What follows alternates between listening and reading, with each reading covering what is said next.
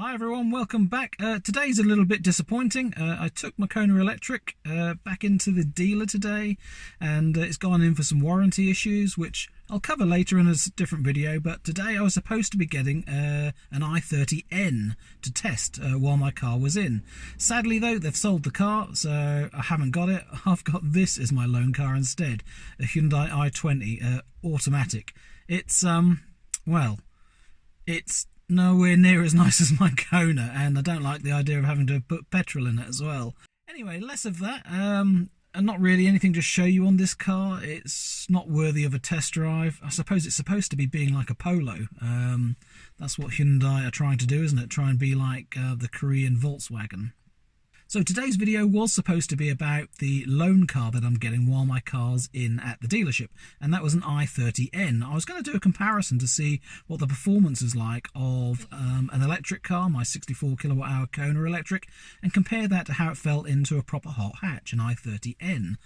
Now, that they're not directly comparable. You wouldn't be choosing one or the other. I wouldn't have thought. One was a car, one's a crossover SUV, one's a hot hatch, and one's, well, it's a more serious grown-up car, I suppose you'd describe the Kona Electric. Yes, it's quick. Yes, it's performance, but it's not a hot hatch.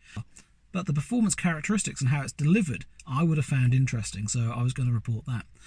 But today, Tracy Hempnell-Hewitt left me a comment on a previous video to say, oh, have the prices gone up on the Kona Electric? And I hadn't heard anything. I googled UK prices to see whether they had increased, and there's no news story out, there's no articles, there's nothing from Hyundai, and yet if you log on to the click to buy site, the prices have gone up.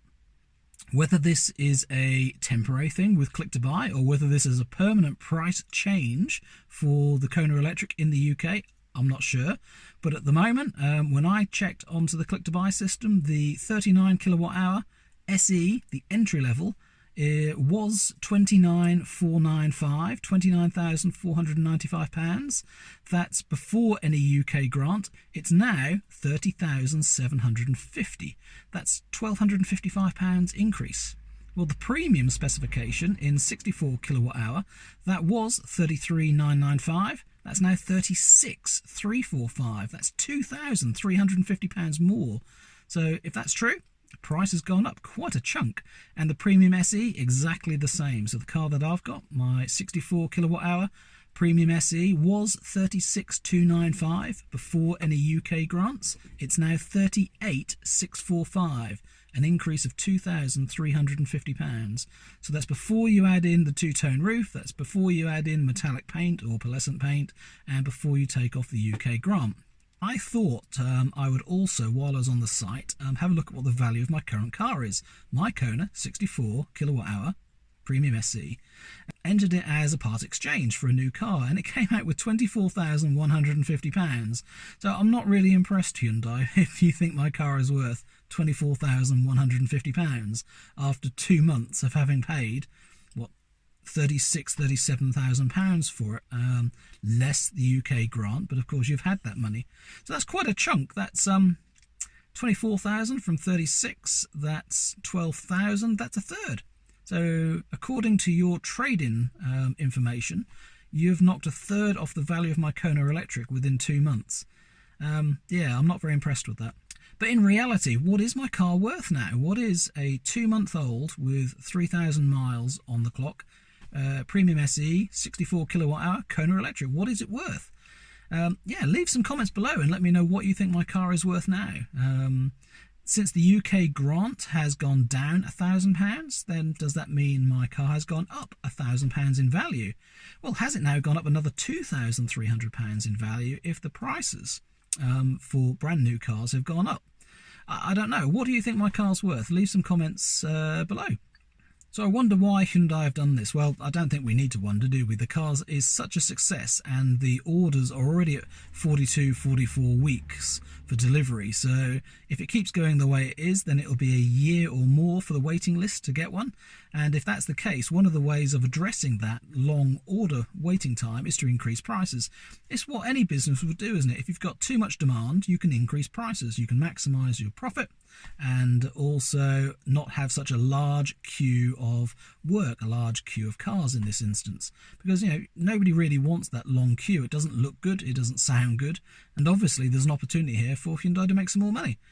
So I don't blame them for doing it if that is what they've done. I know there will be a lot of people that think obviously they shouldn't charge so much, it's an expensive car already, but you know, we live in a Western society, a democracy, where market forces dictate prices. We don't have to buy it if you don't want to.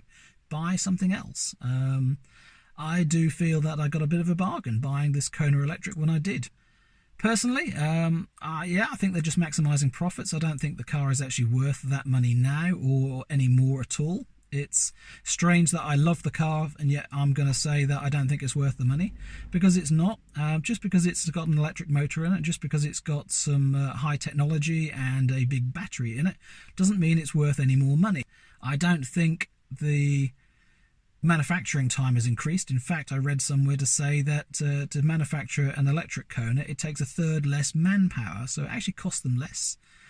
So personally, yeah, the prices are high already and they're going even higher. I can only guess that Hyundai are looking at the price coming out for the Kia Niro. If it's come out at more than 10% more in Norway for the e-Niro, then perhaps Hyundai are thinking they need to raise their price, that they've already got such demand and they don't need even more. So who knows the reason why? I haven't actually seen an article that says why. While I was in the dealership today, I did ask, and the salesman didn't know. I seem to know more than him, even on the price of the car. So they're looking into it and they're going to come back to me. So hopefully I'll have an update for you at some point, whether it's official or whether it's not. But it must be official, mustn't it? It's on Hyundai's Click to Buy site. It's live. So if it's on their site, if that's the prices being shown on the Click to Buy and the actual Hyundai site for the model as well, then it must be. Those prices must be real. So why there's no press article out to say that the prices have increased, I do not know.